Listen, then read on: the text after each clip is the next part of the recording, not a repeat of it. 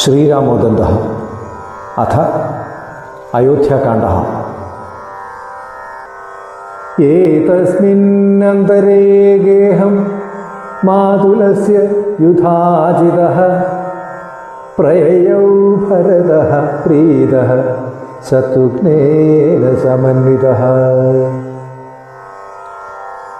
ശ്രീരാമോദന്തം അയോധ്യാകാണ്ഡം.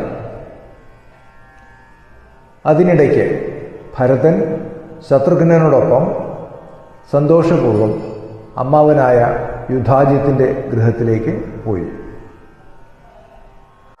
തതഃ പ്രകൃതിഭിഃ സാകം മന്ത്രയിത്വാ സ ഭൂപതിഃ അഭിഷേകായ രാമസ്യ സമാരംഭേ മുദാന്വിതഃ.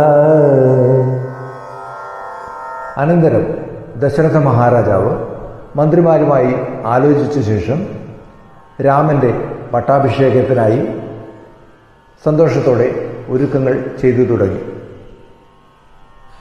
കൈകേയീതു മഹീപാലം മന്ധരാ ദൂഷിതാശയാ വരദ്വയം പുരാദത്തം യയാചേ സത്യസംഗരം. അപ്പോൾ മന്ധര എന്ന പരിചാരികയാൽ മനസ്സ് ദുഷിപ്പിക്കപ്പെട്ടവളായ കൈകേയി സത്യനിഷ്ഠനായ രാജാവ് പണ്ടു നൽകിയ 2 വരങ്ങൾ ഇപ്പോൾ വേണമെന്ന് ആവശ്യപ്പെട്ടു.